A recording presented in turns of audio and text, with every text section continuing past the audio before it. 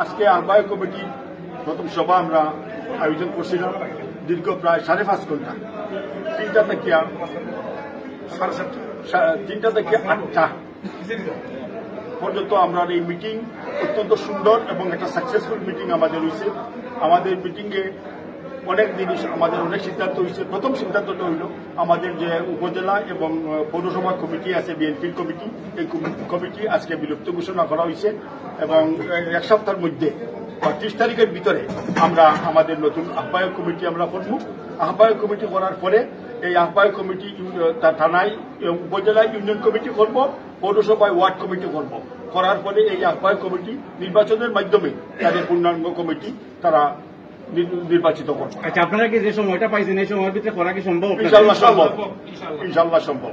না, বিষয়টা হলো যে কমিটি যেটা গোসবাই যেটা কইলা যে আহ্বায়ক কমিটির যে ভোটার সম্মানিত যারা আপনারা নেতৃবৃন্দ আছে, কাউন্সিলে অধিবেশনে আপনাদের ভোটাধিকার থাকবে না, এই জিনিসটা গোসবাই একটু ব্রিফ করা ভালো। আপনারা নিশ্চয়ই ইতিমধ্যে আমাদের মৌলভীবাজারের নবনির্বাচিত কনভেনার ফজল করিম মঈন সাহেবের বক্তব্য শুনছেন। বিএনপি বাংলাদেশের একটি প্রাচীনতম সর্ববৃহত্তম জনপ্রিয় রাজনৈতিক দল। আমরা সাংগঠনিকভাবে আমাদের কর্মকাণ্ড 64টি জেলায় দলকে সংগঠিত করার জন্য সমানভাবে আমাদের দলের অ্যাক্টিং চেয়ারম্যান দেশনায়ক জনাব তারেক রহমান সাহেবের নির্দেশে আমরা আমাদের কমিটিগুলি পুনর্গঠন এবং নতুনভাবে আমরা ডেলে সাজাচ্ছি। আগামী দিনের আন্দোলন, নির্বাচন সবকিছু মাথায় রেখে আমরা আমাদের সংগঠনগুলি ডেলে সাজাচ্ছি। মৌলভীবাজারের 7.5 বছরের দীর্ঘদিনের আমাদের এই পূর্ণাঙ্গ কমিটি ছিল। আজকে সময়ের তাগিদে দলের ভারপ্রাপ্ত চেয়ারম্যান এই কমিটিগুলো ডিজলভ করে নতুন কনভেনিং কমিটি ঘোষণা করেছেন। কনভেনিং কমিটি আজকে তার প্রথম সভায় আমাদের মেয়াদ উত্তীর্ণ এই মৌলভীবাজার জেলার 7টি উপজেলা এবং 5টি পৌরসভার 12টি কমিটি তারা বিলুপ্ত ঘোষণা করেছেন। কনভেনিং কমিটিতে ওই হয়েছে যে আমাদের সবকটা ইউনিট কমিটিকে তারা ডেলে সাজাবে। সেই জন্য তারা আগামী 7 দিনের মধ্যে যোগ্য মেধাবী সকলের সাথে আলোচনা করে তারা উপজেলা পর্যায়ে এবং পৌরসভায় কনভেনিং কমিটি দেবেন এবং তারা তৃণমূলের একদম আমাদের ওয়ার্ড ইউনিয়ন কমিটি করে তারা আনুষ্ঠানিকভাবে সম্মেলনের মধ্য দিয়ে নতুন কমিটি কাউন্সিলের মাধ্যমে, গোপন ব্যালটের মাধ্যমে তারা নতুন নেতৃত্ব নির্বাচিত করবেন। সেই নেতৃত্ব আগামী দিন আমাদের জেলা নেতৃবৃন্দকে ভোটের মাধ্যমে জেলা সম্মেলন সমাপ্ত করবেন। আপনার প্রশ্ন ছিল যে আমাদের কনভেনিং কমিটির তারা ভোটার হচ্ছেন না কেন? আমাদের দলের নিয়মই হচ্ছে যে আমাদের যে কোনো ইউনিট কমিটিতে যারা ভোটার হবেন তারাই আগামী দিনের কাউন্সিলে অংশগ্রহণ করবেন, সেটা দলের যে পর্যায়ে হোক। সেইভাবে জেলার নেতৃবৃন্দ তাদের স্ব ইউনিট, পৌরসভার ইউনিট অথবা উপজেলায় যেখানে উনি বসবাস করেন সেই কমিটিতে উনি অন্তর্ভুক্ত হবেন। সেই জন্য দলের একাধিক পদে থাকার যেমন সুযোগ নেই, একাধিকভাবে ভোটার হওয়ারও কোনো সুযোগ নেই। সেই বিবেচনায় একজনের এক ভোট, সেই জন্যই আমাদের ইউনিট কমিটিগুলোতে আমাদের জেলা নেতৃবৃন্দ ভোটার হবেন এবং তারা ভোটাধিকার প্রয়োগ করবেন। সেই জন্য জেলার আহ্বায়ক কমিটি তারা ভোটদান থেকে বিরত থাকবে। আর যাদেরকে কনভেনিং কমিটিতে নেওয়া হবে, যেটা আলোচনা হয়েছে তাদের প্রার্থীরা যাদেরকে বাছাই করা হবে, এই বাছাইয়ের জন্য জীবন বৃত্তান্তর বিষয়টা একটু বলেন।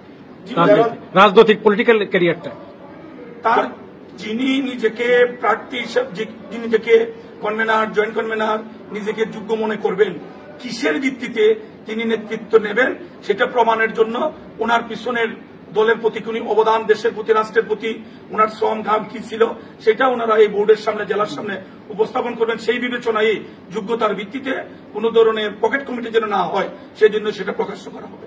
দীর্ঘ আন্দোলন সংগ্রামের পর, মানে গত 17 বছর কারা কারা আন্দোলনে ছিলেন, এই জিনিসটাও কিন্তু প্রাধান্য পাবে। অফকোর্স এই জিনিসটা প্রাধান্য পাবে।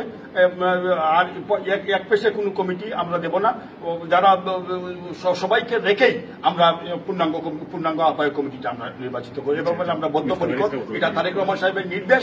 এই নির্দেশ যত কঠিন এবং কঠোর হোক না কেন আমরা ইনশাল্লাহ ওনার সময়ের মধ্যেই আমরা বাস্তবায়ন করব।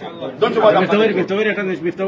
যে কমিটিটা হচ্ছে বা যে কমিটিটা হবে, এই কমিটিটা যারা সদস্য থাকবেন বা যারা এই জায়গায় কাজ করবেন, এদের পিছনের ক্যারিয়ারটাকে আপনারা দেখবেন। অবশ্যই আমরা দেখব। একটি কাউন্সিল, একটি সম্মেলন মানে দলের ভিতরে নতুন প্রাণ সঞ্চার সৃষ্টি হয় এবং ইনশাআল্লাহ আপনারা দেখবেন মৌলভীবাজারে নতুন প্রাণ সঞ্চার সৃষ্টি হবে প্রতিটি উপজেলা, প্রতিটি ইউনিয়ন, প্রতিটি পৌরসভায়। এবং এই যে ক্যারিয়ার যেটা বললেন, এই ক্যারিয়ার তো অবশ্যই দেখা হবে। এই ক্যারিয়ারের মধ্যে যে বিগত দিনে আন্দোলন সংগ্রাম কারা উপস্থিত ছিলেন অনেকেই অনেক আগে করেছেন, অনেকেই বাদ দিয়ে দিচ্ছেন, মধ্যখানে অনেকেই দীর্ঘ সময় আন্দোলন করছেন, এক পর্যায়ে ক্ষান্ত দিয়েছেন, আওয়ামী লীগের সাথে সম্পর্ক স্থাপিত করছেন, সবকিছু বিবেচনায় নেওয়া হবে। গোটা এই যে আন্দোলন সংগ্রাম বিগত দিনে যারাই মাঠে ছিল তাদেরকেই সামনে নিয়ে আসা হবে ইনশাআল্লাহ। এবং নেতৃত্ব বাছাইয়ে কখনো তৃণমূল এবং ভোটাররা নেতৃত্ব বাছাইয়ে ভুল করে না, তারা মনে করবে এবং আমরা বিশ্বাস রাখি যেহেতু এটা স্বচ্ছতার ভিত্তিতে সকল পর্যায়ে সকল যে নেতৃত্ব আসবে সবগুলাই স্বচ্ছতার ভিত্তিতে হবে। অতএব আপনারা দেখবেন এগুলোতে কোনো সমস্যা হবে না ইনশাআল্লাহ। যারাই যোগ্যতার ভিত্তিতে এগিয়ে থাকবেন তারাই সামনে নেতৃত্ব দেবেন। দীর্ঘদিন ধরে আমাদের জি কে ঘোষ ভাই আমাদের হবিগঞ্জে গণতান্ত্রিক প্রক্রিয়াটা শুরু করেছিলেন, তিনি প্রথমেই